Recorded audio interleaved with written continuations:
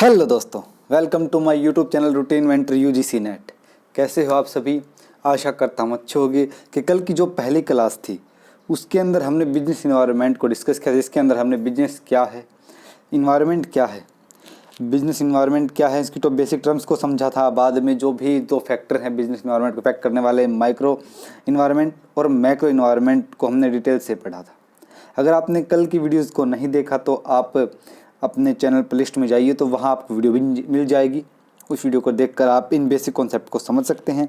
और ये हमने कल आपको पढ़ा दिया था कि इकोनॉमिक फैक्टर कौन कौन से इफेक्ट करते हैं, सोशल फैक्टर कौन से हैं जो आपके बिजनेस को इम्पैक्ट करने का काम करते हैं।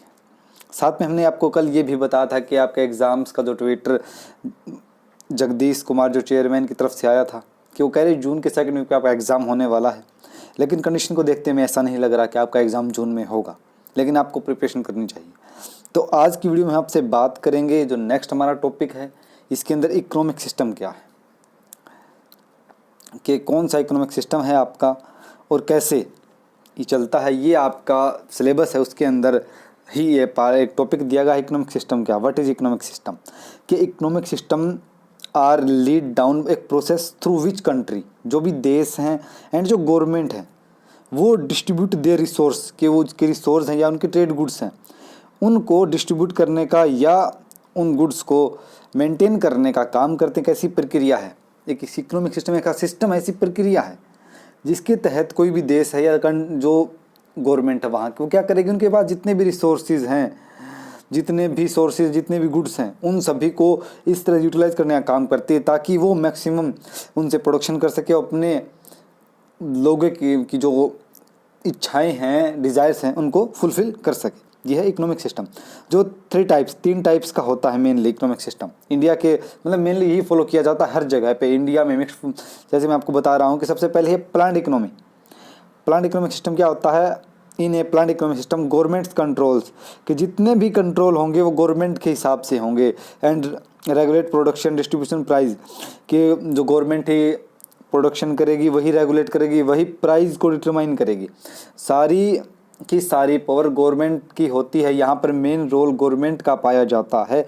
जैसे north Korea is example planned economy, कि नॉर्थ कोरिया एक एग्जाम्पल है जहाँ पर प्लान्ड इकोनॉमी है। प्लान्ड इकोनॉमी मतलब सारा गवर्नमेंट के तहत है कि कौन कौन से रूल्स हैं, रेगुलेशंस हैं, कौन कौन सी हमें प्रक्रियाएँ, कैसी टेक्निक्स यूज़ करनी है, वो जितना प्राइस कैसे सिलेक्ट करना है वो सभी गवर्नमेंट की तरफ से किया जाएगा। नेक्स्ट हमारा है मिक्स्ड इकोनॉमी। जब मिक्स्ड इकोनॉमी की बात करते हैं तो ये को एक्सटेंस होता है, मतलब जिसके अंदर इसमें पब्लिक सेक्टर प्लस में प्राइवेट सेक्टर दोनों मिलकर काम करते हैं। इसके अंदर इसका मेन रोल यही होता है कि जो गवर्नमेंट है वो वहाँ पर रूल सेट करती है, रेगुलेशन बनाती है प्राइवेट सेक्टर के लिए।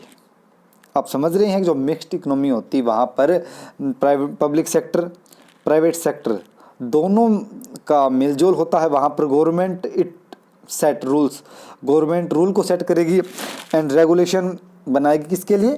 प्राइवेट सेक्टर के लिए। फॉर एग्जांपल ये यूरोपियन कंट्री जितनी भी हैं ये सभी मिक्स्ड इकोनॉमी का एक पार्ट है, उसी का एग्जांपल है। नेक्स्ट हम पढ़ते हैं market economy. In the economy price determine by level of supply demand, कि एक ऐसी इकोनॉमी जिसके अंदर जो प्राइस डिटरमाइन करते हैं वो हम सप्लाई और डिमांड को ध्यान में रखकर करते हैं। सेंट्रल गवर्नमेंट का इसके अंदर कोई रोल नहीं होता। जो मार्केट की इकोनॉमी है यह प्राइवेट सेक्टर के हाथ में होती है। यहाँ पर जो प्राइस आपका डिटरमाइन किया जाता है वो सप्लाई कितनी है, कितनी डिमांड है, उसके लेवल पर हम सेट करते हैं। यहाँ पर गवर्नमेंट का इतना रोल नहीं होता।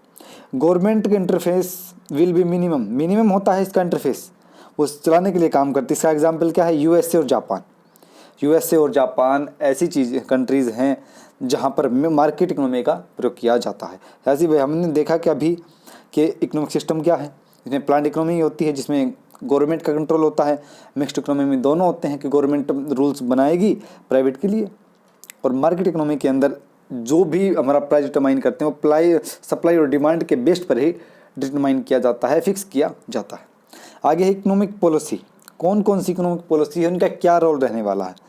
इन the measure are adopted by the government to manage economy as mean achieving economic goals. ऐसी पॉलिसी जिसके तहत एक गवर्नमेंट अपने इकोनॉमिक्स गोल्स को अचीव करने का काम करती है, ये जो पॉलिसी गवर्नमेंट को उनके आर्थिक लक्ष्य को प्राप्त करने के लिए मदद करती हैं, उनको हम इकोनॉमिक पॉलिसी बोलते हैं। सबसे पहले पढ़ते हैं हम fiscal policy. What is fiscal policy? राजकोषीय नीति। राजकोषीय नीति कि fiscal policy include government taxes on public expenditure revenue, जो पब्लिक का एक्सपेंडिचर है, जो आपके सार्वजनिक खर्चे हैं और जो आपकी आय है, उन सभी का मेलजोल है। ये टैक्स जो बनाने की नीति है। गवर्नमेंट इसमें डिसाइड करती है कि आपकी जो गुड्स हैं, सर्विस हैं, और जो ट्रांसफ़र ऑफ पेमेंट डिस्ट्रीब्यूशन पर कितना टैक्स लगाना है। ये सभी कि आपका जो कितनी आपको गुड्स एंड सर्विस परचेज करनी है, ट्रांसफ़र ऑफ पेमेंट की कंडीशन क्या रहने वाली, कैसे आप डिस्ट्रीब्यूट करेंगे, ये सभी कंडीशन हम फिस्कल पॉलिसी के अंडर पढ़ते हैं। फॉर एग्जांपल जो हमारा जीएसटी है, गुड्स एंड सर्विस टैक्स है, वो इसी का एक पार्ट है, फिस्कल पॉलिसी का पार्ट है।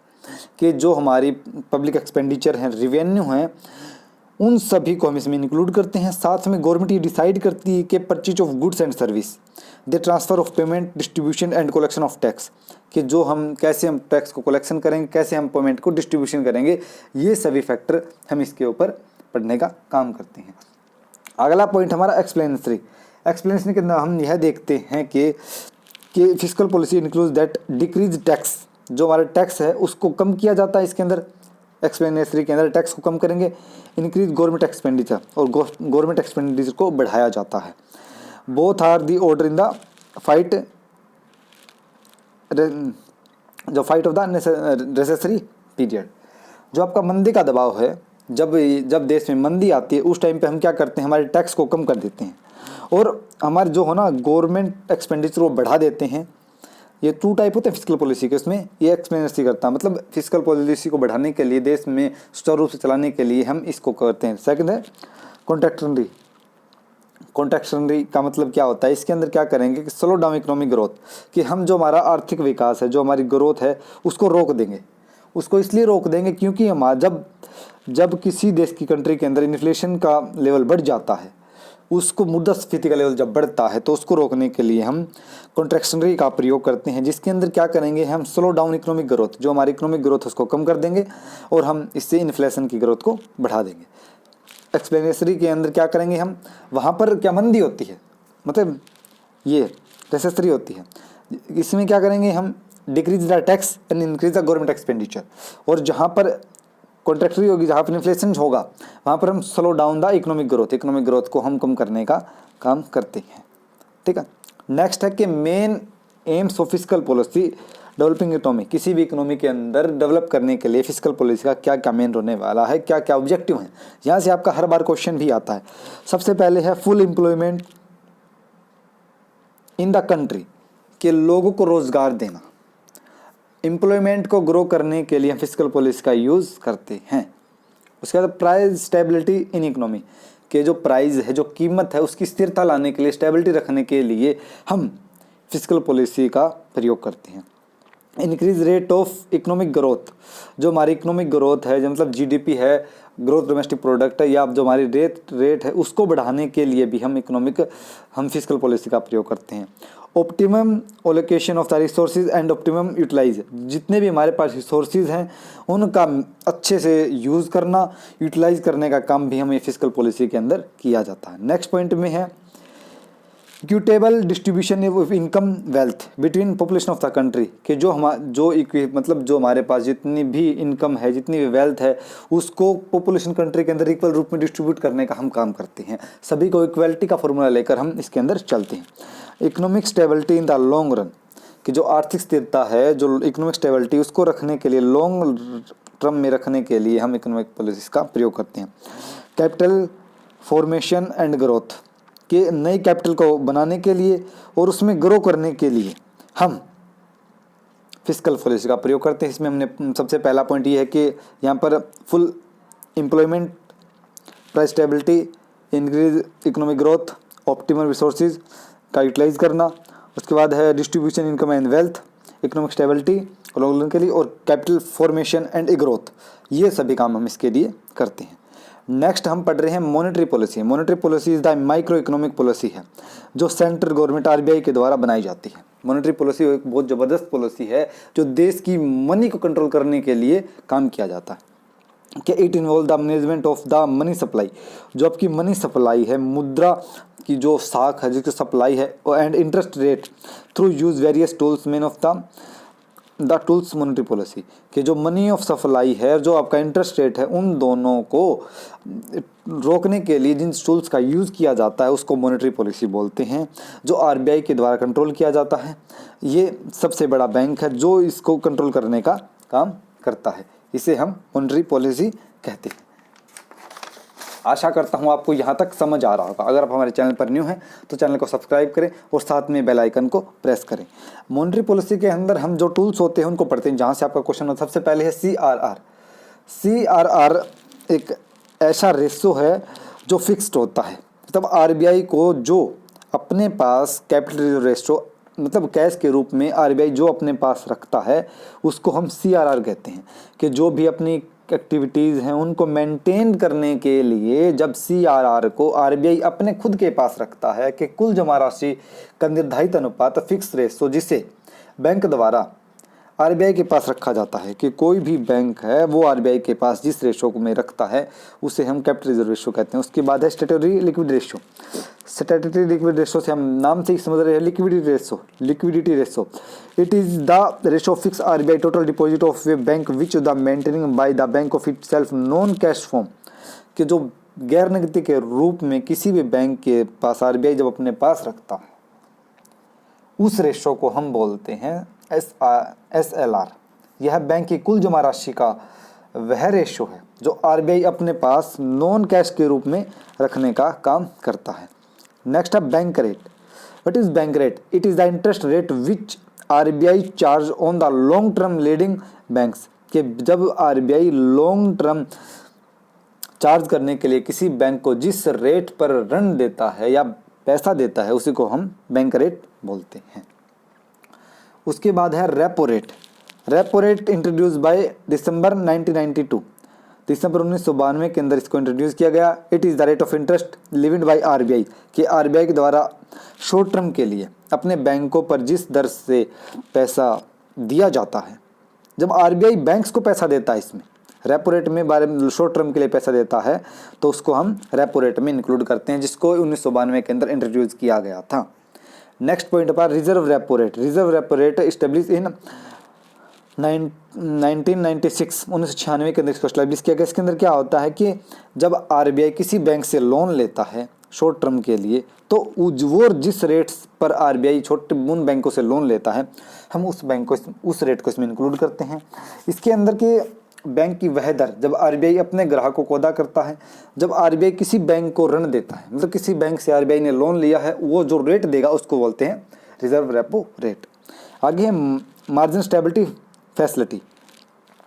Margin stability facility it was the introduce by May 2011 under the scheme bank borrow money overnight, के रात को जब इमरजेंसी में बैंक को पैसा चाहिए तो 1% जो है उसका नेट डिमांड टाइम लायबिलिटी है उसका हिसाब से वो मैक्सिमम 3% से ज़्यादा भी हायर कर सकता है। जो आपकी इंटरेस्ट रेट है उसके हिसाब से जब आपको ओवरनाइट पैसा चाहिए तो आप उसमें 3% तक का पैसा निकाल सकते हैं। नेक्स्ट है base rate. It is the interest rate of which of the schedule commercial bank will be land no loans customer, के ऐसी रेट जिससे कम कोई भी कमर्शियल बैंक किसी को लोन नहीं दे सकता।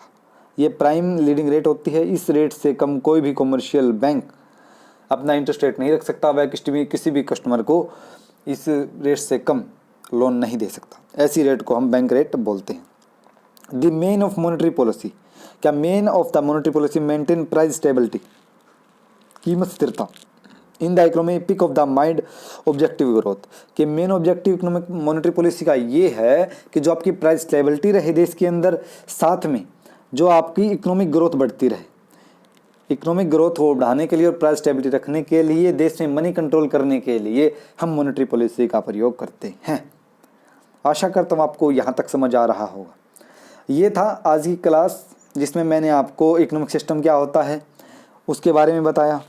साथ में आपका इसमें प्लान्ड मिक्स्ड मार्केट इकोनॉमी के बारे में बताया। साहब आपकी पॉलिसी क्या है, जिसके अंदर हमने फिस्कल पॉलिसी के बारे में पढ़ा, जिसमें पब्लिक एक्सपेंडिचर रिवेन्यू के बारे में पढ़ते हैं और क्या क्या रोल रहने वाले हैं। साथ में ये दो प्रकार का होता है, एक्सपेंडिचरी और कॉन्ट्रैक्शनरी, इन दोनों के बारे में हमने सीखा है। और कौन कौन से एम हैं इकोनॉमी के अंदर, मॉनेटरी पॉलिसी क्या है, इसमें कौन कौन से टूल्स हैं, CRR, SLR, bank rate, repo rate, reserve repo rate, base rate, और क्या मेन एम है मॉनेटरी पॉलिसी का। आज की क्लास में हमने इन दो पॉलिसीज़ को पढ़ा है।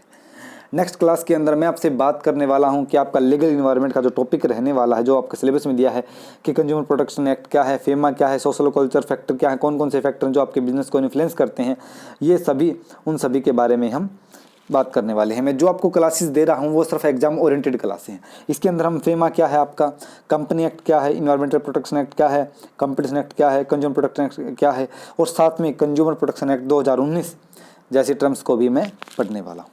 आज की वीडियो में इतना ही। अगर आप हमारे चैनल पर न्यू हो तो चैनल को सब्सक्राइब करें और साथ में बेल आइकन को भी प्रेस करें, ताकि आने वाली हर वीडियो की नोटिफिकेशन आपको मिलती रहे। आपको क्लास अच्छी लगे तो क्लास को जरूर से शेयर करें। Thank you so much.